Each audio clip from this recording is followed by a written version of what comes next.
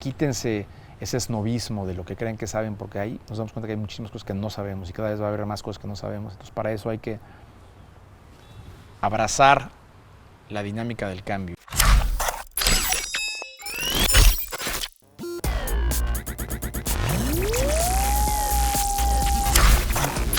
La mejor manera de hacerlo es cuando estás abierto a aprender cosas nuevas, ¿no? Porque esto está acelerándose durísimo.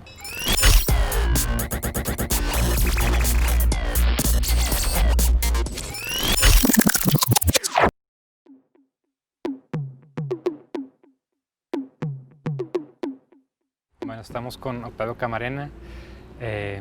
Es un gran hombre visionario que fundó una empresa de tecnología en el 2000 con un modelo de negocio revolucionario que en ese momento ni se entendía, y nos va a platicar toda esta historia, los retos que implica emprender, los skills necesarios para poder reinventarte y poder seguir creciendo.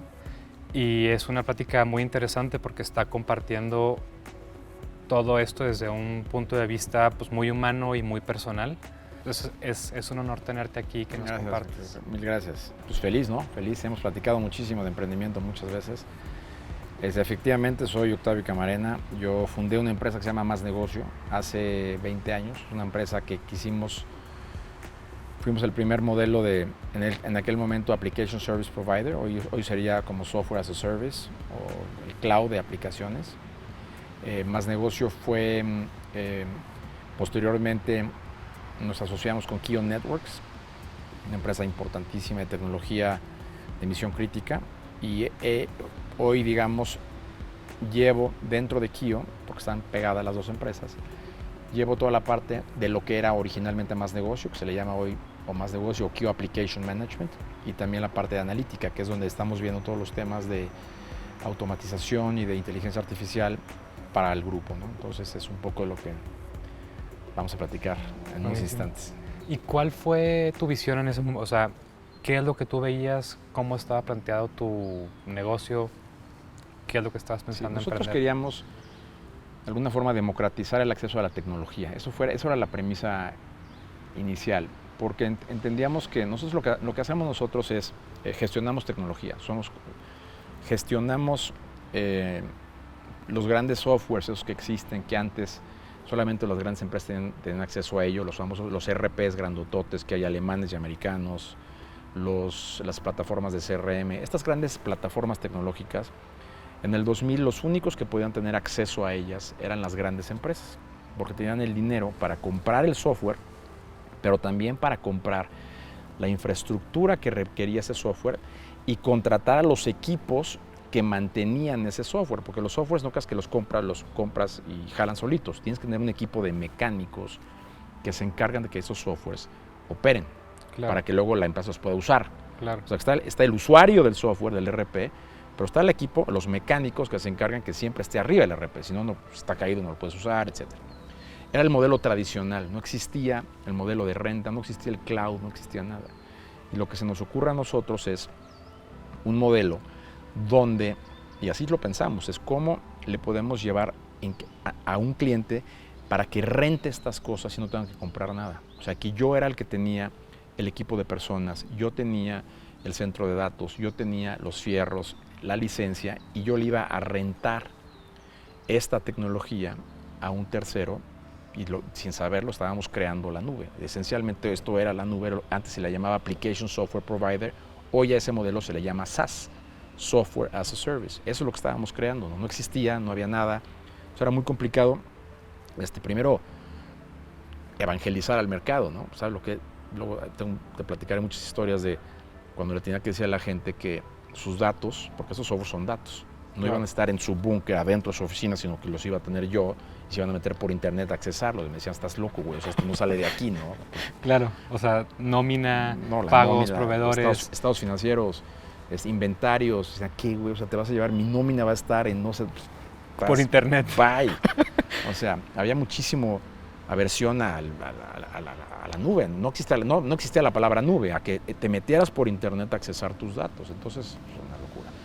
Pero ese modelo, que hoy ya es una realidad y que todo el mundo lo ve normal, es increíblemente eficiente, es increíblemente útil, es increíblemente seguro. porque la información está mucho más segura con gente como nosotros que adentro de tu negocio solito, porque es mucho más costo efectivo tenerlo tercerizado en un modelo SaaS que un modelo tradicional que lo tengas tú, porque el expertise de tener a alguien que se especializa en gestionar tecnología te baja tu riesgo mucho más que tú, que a lo mejor eres una empresa papelera, o sea, tú no te dedicas al software, usas los software porque lo requieres, pero tu expertise es, si eres banco, si eres hospital, eres hospital. Tú no estás hecho para gestionar tecnología, nosotros sí. Entonces, tu riesgo operativo también es mucho más bajo con nosotros. En fin, los modelos SaaS, que es lo que estábamos creando en el 2000, pues probaron ser el futuro, y que hoy es el presente, ¿no? Pero en el 2000 era otra cosa, ¿no? Era lleno de obstáculos. Pero entonces, o sea, hubo una sincronía en los modelos de negocio y de innovación con tu modelo y con tu propuesta. O sea, es prácticamente lo que se hace hoy en la nube y que es el modelo de muchas plataformas. Sí, absolutamente. Nosotros, de hecho, creamos el modelo SaaS. No existía, fuimos el primer modelo, en ese momento se le llamaba ASP, Application Software Provider. Fuimos el primer ASP de una empresa, de un ERP, de estos, los apps, de los Oracles que conoces, que son esos modelos de gestión. Fuimos el primer ASP de una de estas plataformas, me atrevería a decir que en el mundo. Del mundo. ¿Sí? No había un ASP de un ERP, no existía. Nosotros lo hicimos con una plataforma americana que se llama PeopleSoft. Vimos a todas, vimos a Oracle, vimos a SAP, vimos a JD Edwards, por eso me atrevo a decírtelo, y vimos a PeopleSoft. Y decidimos empezar a hacerlo con PeopleSoft porque era el primer software que era 100% web, que no tenía código en el cliente. ¿Qué significa eso? Que no tenías que bajar nada, que podías accesarlo completamente vía web. No tienes que instalar ni bajar nada en la máquina del usuario. Todos los demás eran cliente-servidor que no te permitían hacer eso. Entonces, este modelo que creamos fue el primero en el mundo de un ERP. 31 años. Tienes esta visión y empiezas. ¿Cuáles fueron esos primeros retos grandes que forjaron como los inicios de Más Negocio? Primero es con quién lo iba a hacer. Quería como que armar como un dream team para ir a levantar lana. Esencialmente, este proyecto fue completamente del libro de texto de una business school. O sea, no teníamos minimum viable product, no había nada. Esos conceptos no existían en ese momento. Todavía Ustedes los estaban inventando. No había agility, no había nada, no había agile. Entonces era un business plan, era literalmente un business plan que traía esta idea y esta visión de rentar y de hacerle democratizar la tecnología, porque si tú rentas tecnología en estos modelos SaaS, es mucho más barato. Entonces puedes llevarle estas plataformas tecnológicas a empresas que antes eran inaccesibles, ¿no? Si no te llamabas Banamex o GNP, o que eran usuarios de PeopleSoft en ese entonces, y no tenías ese capital, pues no podías meter uno de estos bichos, que eran muy importantes para ser más eficiente, ¿no? Entonces lo primero que había que hacer era armar este team para ir a levantar capital. El modelo era caro, ¿no? O sea, requerías de alguna otra forma capital para levantar esta infraestructura, no era solito. Entonces, sin lana, pues no había forma de empezar. Entonces fuimos a tocar puertas, empezamos a tocar fondos, nada en México. En México no había acceso a capital, no había fondos. Y fuimos a Estados Unidos mucho y vimos con un fondo argentino-americano que se empezó a interesar en este modelo, ¿no? Que fue, yo pensé que iba a ser la parte fácil. Ya. Pero ahí empezaron los retos. O sea, siempre empezar algo implica tomar riesgos y muchas veces riesgos que son incalculables. Justo. Y lo haces porque crees en una intuición y tú ves cómo se conecta A y B, aunque la gente no vea cómo. Empezamos a levantar lana y vimos que había interés del fondo argentino-americano. Entonces entendían el modelo, sabían que era muy avanzado porque no existía, pero requerías la firma del proveedor, que era en este caso el ERP, porque ¿qué íbamos a rentar, a operar? Era el PeopleSoft, ¿no? Entonces yo empecé en paralelo a hablar con la gente de PeopleSoft. Fui con ellos, les platiqué el modelo, decían, este güey está loco, pero pues ellos me iban a vender el acceso a una licencia, ¿no? Cuando empezamos a platicar con la gente de PeopleSoft, me decían, oye, pues está bien lo que quieras hacer, no sé si va a jalar. Yo lo que les pedía es que me dieran acceso a esta licencia de People. Yo la iba a operar, rentar, y lo iba a planar, se le iba a rentar a terceros y le iba a compartir un cachito de ese fee a ellos. Eso nunca se había hecho, nadie lo había hecho. Y ellos decían, bueno, pues si me pagas me pusieron un precio porque no era una venta de licencia tradicional. Yo no le iba, y el RP no lo iba a usar yo lo iba a tener para que lo usaran otros. Entonces me dijeron, pues el fee es un par de millones, como no sé, entre 2.5, casi 3 millones de dólares. Me dijeron, pues si quieres pagar esto, pues te doy la bendición, ya es lo que quieras, pero pues no te auguro mucho éxito, ¿no? Y por otro lado, el fondo me decía, yo no deposito lana, no cerramos el deal si no tienes un contrato firmado con PeopleSoft. El huevo a la gallina. Sí, y PeopleSoft me decía, no voy a firmar contigo si no sé que me puedas pagar. O sea, si no tienes lana y no me dijiste que ya estás fondeado, tú me vas a pagar prácticamente con un hijo a punto de nacer, emprendiendo, ¿dónde vas a sacar esa lana para pagarme? Claro. Entonces era un catch-22 completito. Entonces literalmente yo tenía el fondo, me decía, ¿ya firmaste con PeopleSoft? Cerramos el deal y PeopleSoft me decía, pues dime que tienes la lana, si no, no hacemos. Entonces aquí empiezan las decisiones completamente irracionales, ¿no? Porque te imaginarás que tienes que tomar esa decisión y qué haces. Y le dije a PeopleSoft que ya tenía la lana, que no tenía. Firmé un contrato con ellos, pagaderos 90 días, yo tenía que pagar en 90 días 3 millones de dólares. Y no tenía la lana, no había firmado el deal. Entonces en ese momento me volteé como loco y le dije al fondo, ya tengo aquí está el contrato, pam, pero cualquier cosa había podido pasar y esto se caía. Claro, y te yo quedas debía atorado con... Y endeudado con un problema y con... Aparte de mudarme de casa, ser papá y empezar un negocio. Ya entendemos como el contexto, ya entendemos la visión.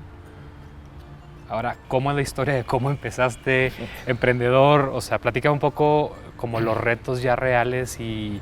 Emprender está lleno de retos, ¿no? Yo creo que Y emprender no es...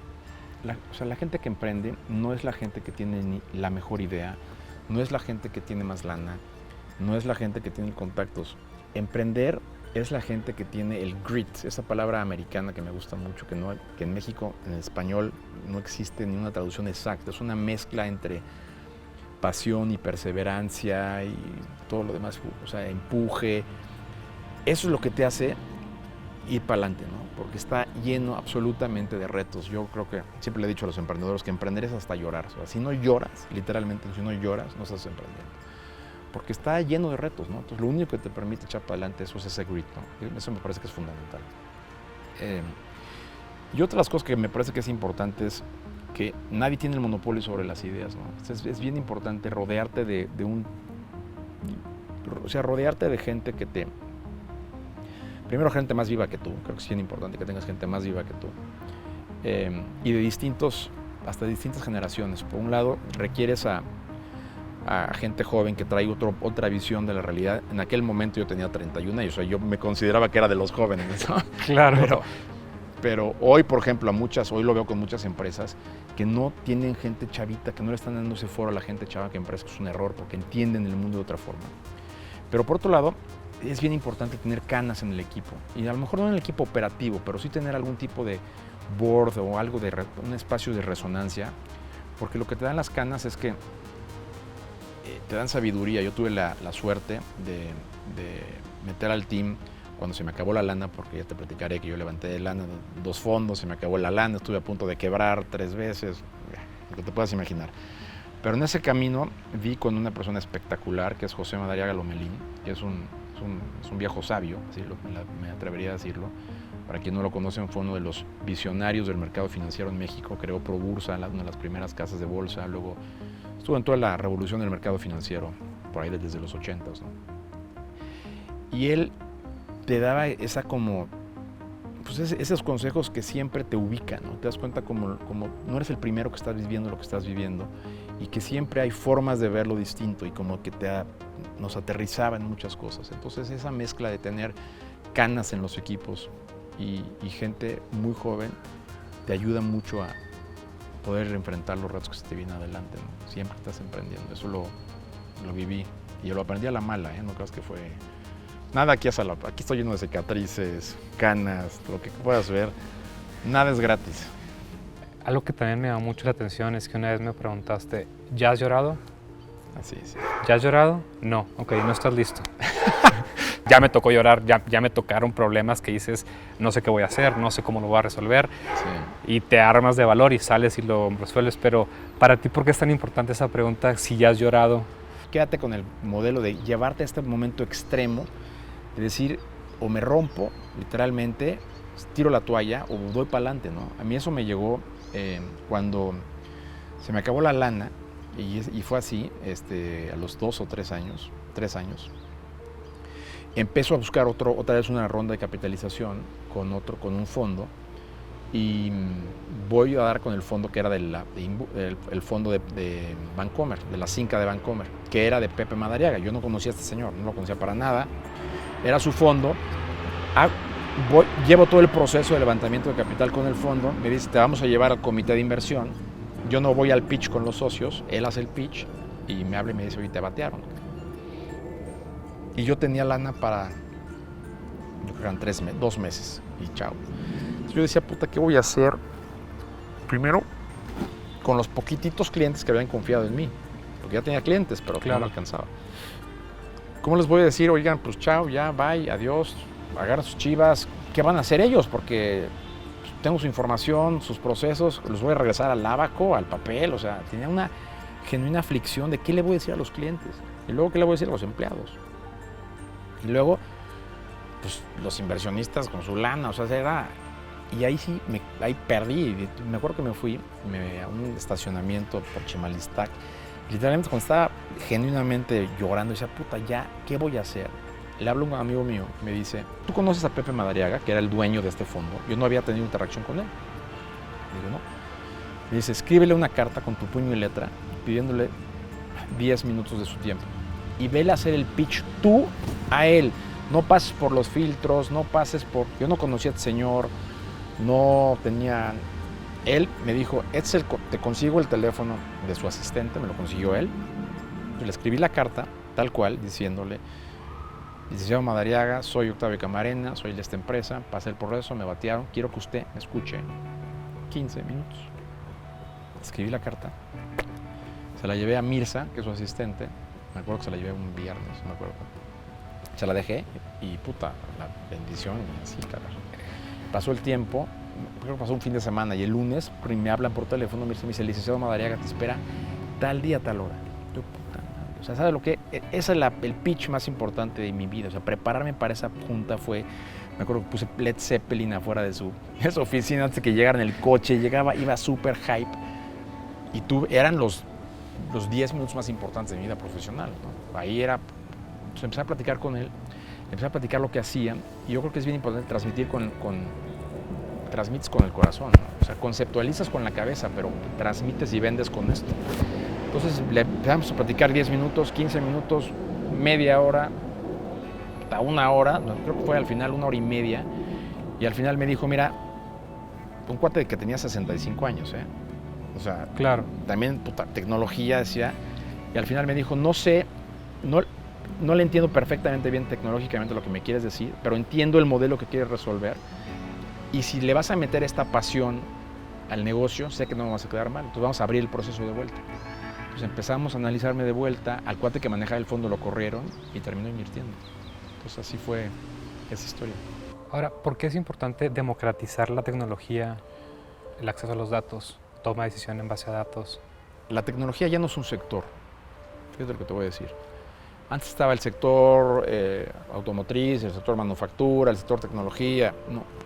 Yo creo que la tecnología va a ser todos los sectores, o sea, todos los sectores se están convirtiendo en sectores tecnológicos. La medicina es tecnología, las finanzas es tecnología, la educación es tecnología, y hoy más que nunca, o sea, la tecnología es cross, no es una vertical. Es un sistema operativo. Es un cross, ya afecta a todos, entonces tenemos que pensar cómo todas las industrias se están tecnificando, se están digitalizando, todos son datos. ¿Cómo usas esos datos y los aplicas a cada una de esas verticales, ¿no? En distintas formas? Pero yo creo que hoy es fundamental y tu pregunta era ¿por qué es importante democratizar?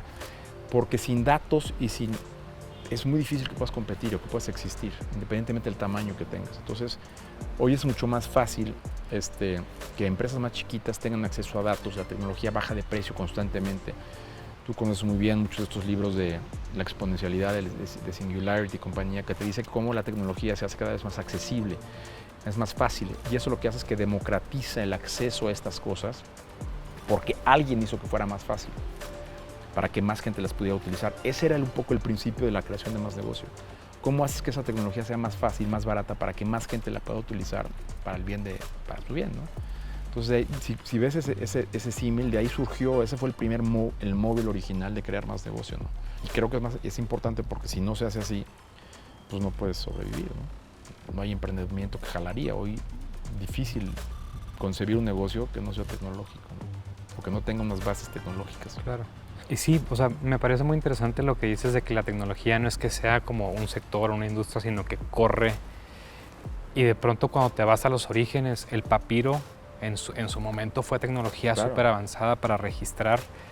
Y luego viene Gutenberg y puedes distribuir libros y conocimiento, y luego viene el internet y se vuelven herramientas. Eso que dices de cómo, o sea, tú piensa un sector que no puedas digitalizar.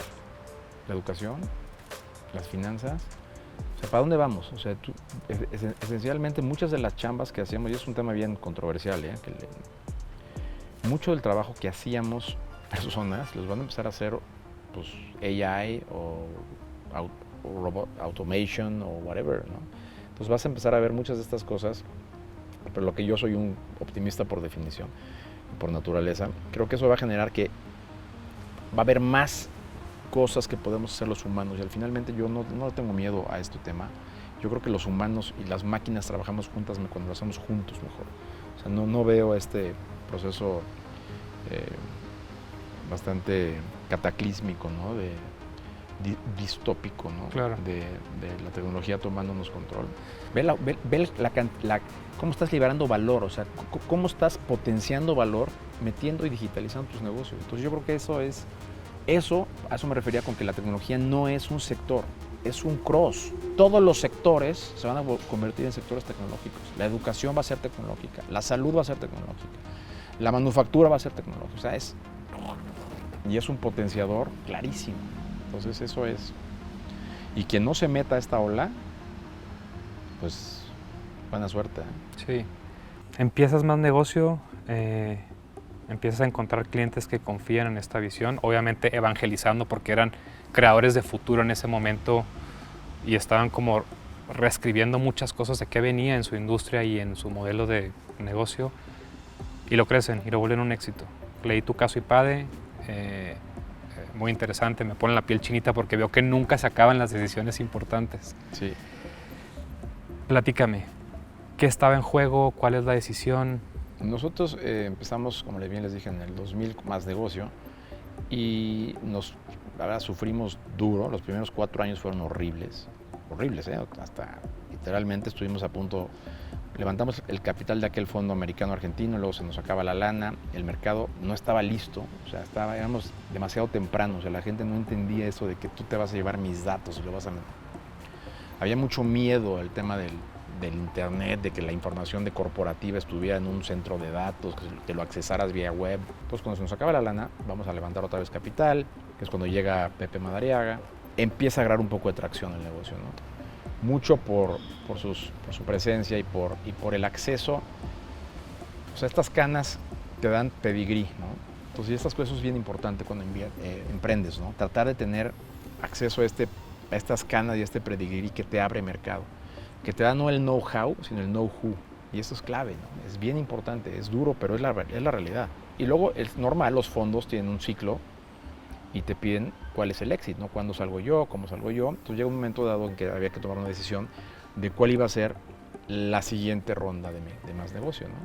Y ahí les puedo decir que no todos los dólares son igual de verde. Es bien importante que... ¿Por qué?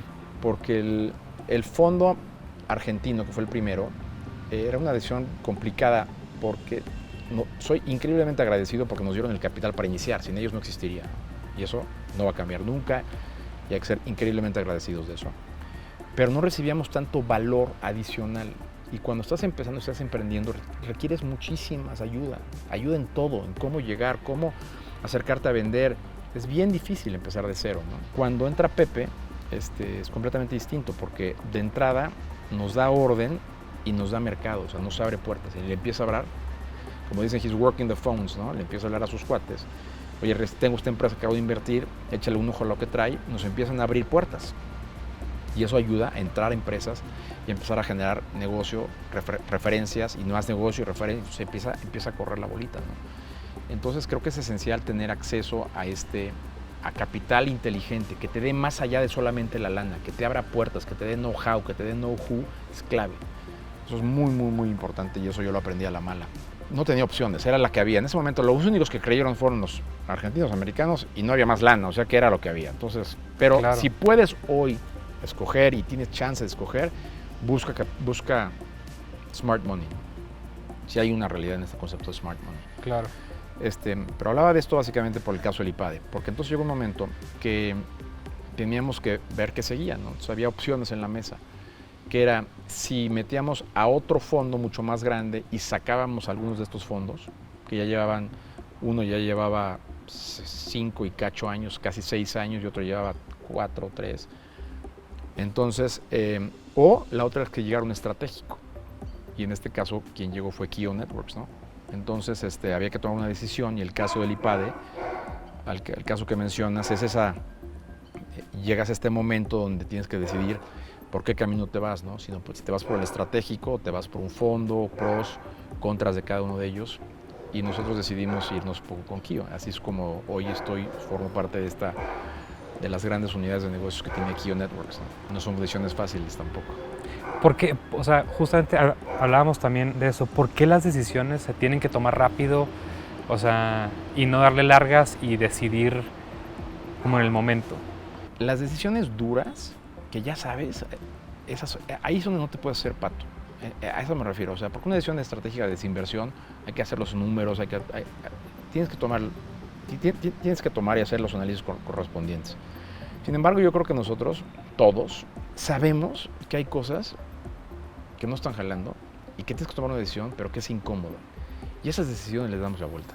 Es así, es absurdo no tomarlas rápido. O sea, y todo el mundo sabe cuál es esa. Tú ahorita estás pensando seguramente en una decisión que no has tomado y que sé que ya deberías de haber tomado. Hay veces que hay decisiones que tienes que tomar porque las oportunidades están así, ¿no? Hay una oportunidad que surge, está ahí. Es una oportunidad para adquirir una empresa, una oportunidad para cerrar un cliente, una oportunidad para aventártela y decirle que sí a un cliente algo que te está pidiendo. Volvemos al tema otra vez del ser amantes al riesgo, ¿no? 2014. Estábamos justamente, o sea, ahí fue donde nos conocimos. Y a mí me llamó mucho la atención esta idea que traías de quiero hacer un comercial para transmitir lo que somos en Más Negocio. Y decías, quiero ver velocidad, quiero ver trabajo en equipo. Nos imaginamos algo cercano a la Fórmula 1 y cómo la tecnología es importante. Y al final decías, make your business the race of your life. Y cuando hablamos para este proyecto, dije, oye, algo personal y algo profesional. Me dijiste, es que están unidos. Platícame un poco como de este comercial, lo que significaba, lo que era. Ese comercial a mí me encantó porque juntaba dos pasiones mías, que es la tecnología y el automovilismo, ¿no? Me encantan las carreras y me encanta este tema. Y creo que había muchísimos temas en común entre el automovilismo y lo que hacemos nosotros.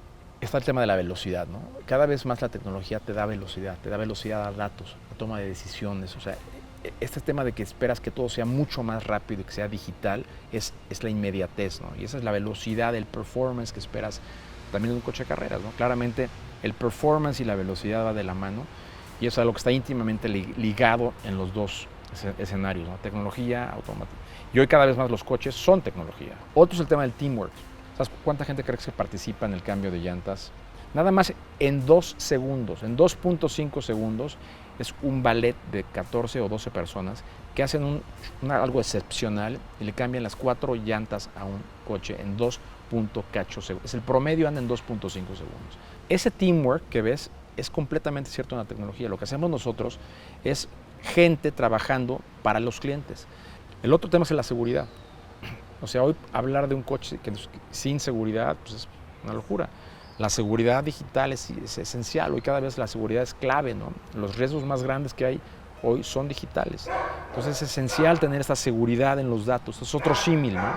Velocidad, teamwork, seguridad y state of the art technology. Claramente que allí se entiende por sí mismo, ¿no? O sea, la tecnología es esencial en todo y es como la columna vertebral de lo que te hará ser posible tu negocio, el que sea, ¿no? Entonces, Por eso me encantó este comercial, porque transmitíamos esa pasión y lo que sientes por los clientes, que eso es lo que sientes por los espectadores de una carrera. ¿Y por qué esta frase de make your business the race of your life? Yo creo que todo mundo quiere pensar que le emociona su trabajo como a un piloto, ¿no? Le emociona esa carrera de la vida, que es algo que lo tienes que vivir, lo tienes que emocionar. Y finalmente creo que tu negocio se debería de convertir, en esa carrera emocionante, dinámica, feroz, con challenges, con curvas. No hay una carrera que sea completamente recta, está llena de rebases, de no rebases, pero que es de lo que se trata la vida, ¿no? Y los negocios es eso, es una carrera. Un poco yendo como a la temática del futuro, la creación de futuro, y que el futuro realmente no es lo que viene, sino lo que decidimos ahorita y lo que construimos. ¿Cuál es la visión de futuro que tienes en la parte de automatización, de AI? Yo creo que las empresas claramente hoy mal harían en no entrarle durísimo a este tema de automatización real, ¿no? Creo que hay enormes eficiencias que se vienen cuando metes a estos modelos. Para los que no los conozcan, se llama RPA, Robotic Process Automation, que son los robots de software, ¿no? Que no son robots físicos que van así como los que te imaginas, una armadora de coches que agarran, ¿no? Son softwares que llevan a cabo estas actividades que hacen hoy seres humanos, que es la talacha, ¿no? Creo que tanto el RPA como el AI, que es un paso un poco más adelantado, porque el RPA son procesos, si me permites la palabra, tontos, es talacha. ¿Cómo qué? Como la creación de un reporte repetitivo que le tienes que entregar, la creación de un estado financiero. Alguien hace ese estado financiero, alguien lo tiene que diseñar, tiene que jalar, alguien va y se encargaría de ir, ver los datos, de dónde los saca, los pegas, alguien lo construye y alguien lo tiene que hacer todo el tiempo. Eso lo tiene que hacer un robot. Hoy todos los negocios tienen a una persona que dice, a ver, mi RP o mi sistema contable dice que me tiene que depositar señor Ibarra, y están en tales bancos. Entonces, alguien hoy agarra, se mete a los bancos y va y ve quién me depositó, cuánto depositó, cuál es el dinero, lo agarra, lo baja en Excel, lo cuadra y dice, sí, llegó, no llegó. Es monótono, las hacen personas, pero es talacha. Esas cosas las pueden hacer unos robots de software que hacen esas gestiones mucho más rápido. No solamente lo hacen más rápido, sino que evidentemente es más eficiente, costo efectivo, es más barato, sino que no se equivoca. O sea, un robot no va a equivocar el 0 y la O, o un 1 y una I, o se le fueron 2 ceros de más. Soy un creyente completo de esta automatización.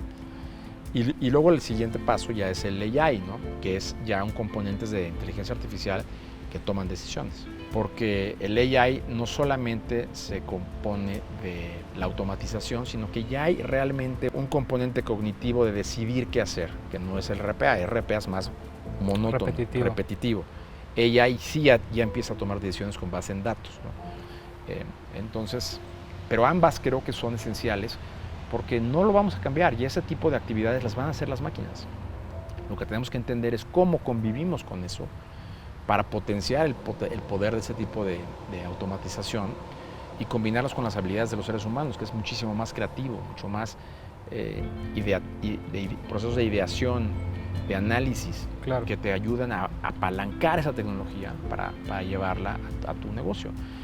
Quien no vea que eso viene está equivocado. Yo creo que eso va a llegar durísimo. Sí, y lo que les diría es que piensen que su competencia probablemente sí la va a meter.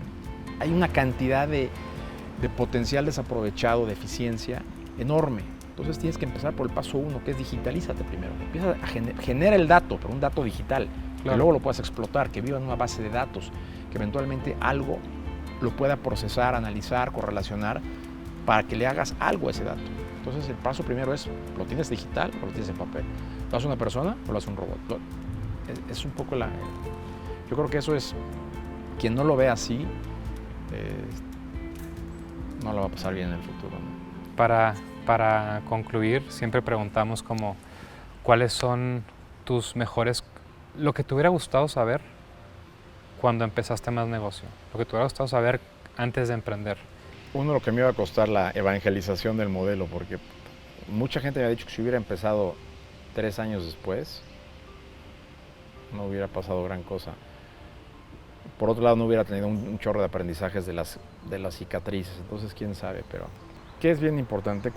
Si hay emprendedores viéndonos o gente o empresarios que están levantando capital, no todos los dólares son igual de verdes, o sea, es bien importante buscar smart money y es un poco lo que me pasó a mí. Busquen capital que no solamente sea dinero por dinero per se, sino que te abra puertas, que te dé know-how, que te dé know-who, que te dé algo más, porque es muy, muy, muy, muy, muy útil. La vida del emprendedor es increíblemente solitaria, súper, súper solitaria. Todo el mundo de repente te voltea a ver a ti y tú no tienes a quién voltear a ver. Entonces, trata de tener smart money que te ayude a esos momentos súper solitarios y que te acompañen, ¿no? Eso me parece que es vital. 2, y si convives con todo, con tu consejo, con tus socios o con quien sea, las malas noticias, dalas rapidísimo, o sea, muy, muy rápido, contundentes, e involucra a tus peers en este tema de la mala noticia. Y las buenas noticias, dosifícalas poco a poquito, poco a poquito, poco a poquito. Eso me ha resultado bien, bien interesante. Las malas rapidito y de frente.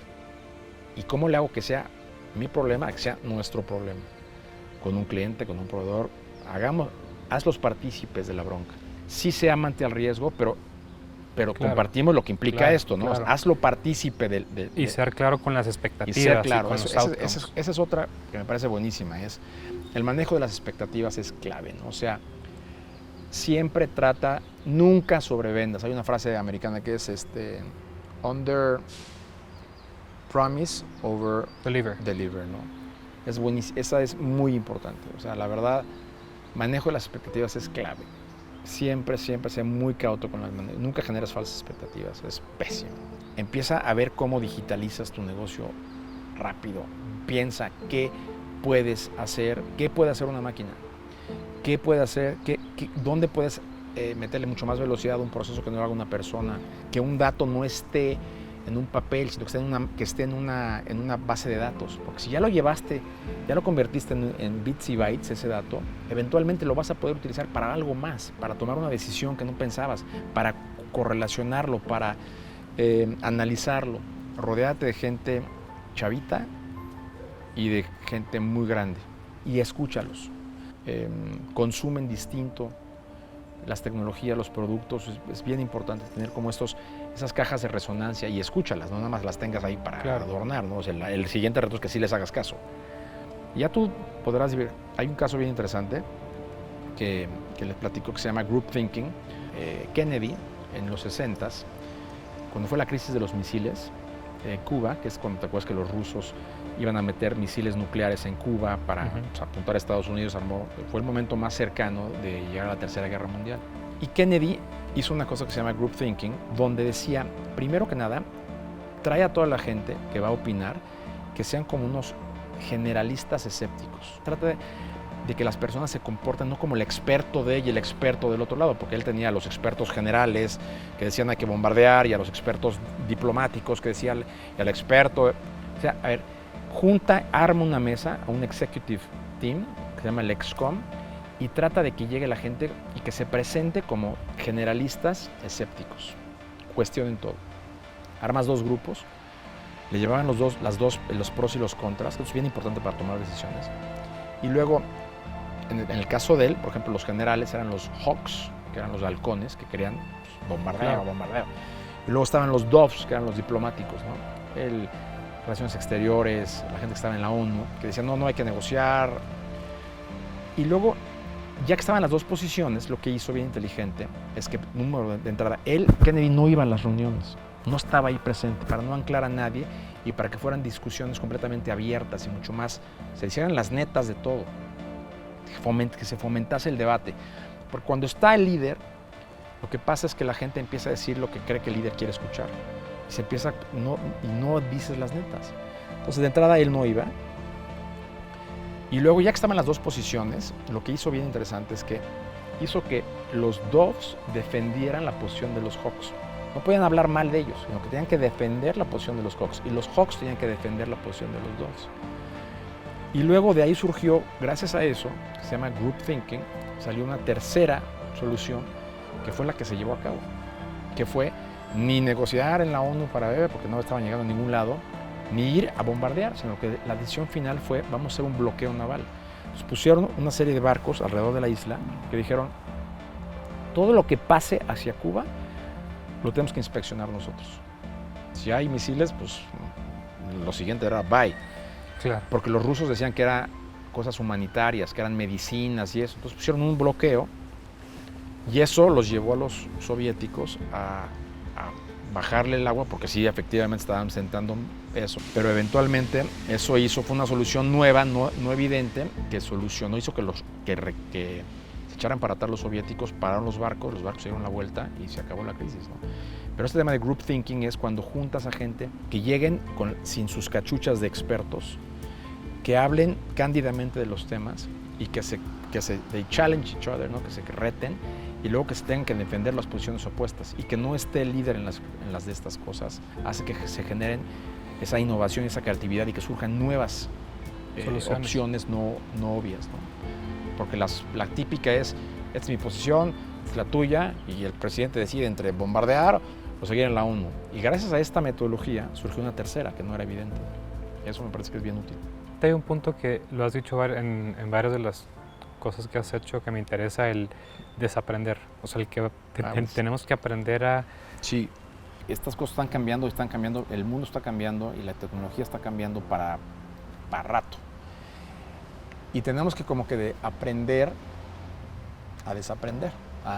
Y por eso es bien importante estar con gente joven, porque ven el mundo distinto y nos dan una forma de entender, de procesar, de analizar distinto.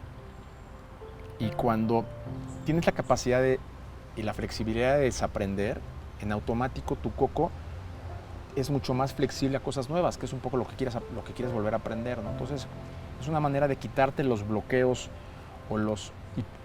y otra vez vuelvo al tema de tratar de presentarte siempre como un generalista escéptico, porque siempre que llegas con la cachucha de yo soy el experto de esto, pues a la velocidad que van los expertos dura nada, porque si eras el experto de tecnología, pues tenemos noticias, que hay un chavito de 16 años que sabe mucho más que tú, así. Claro. Entonces va tan rápido eso que nadie somos expertos de nada.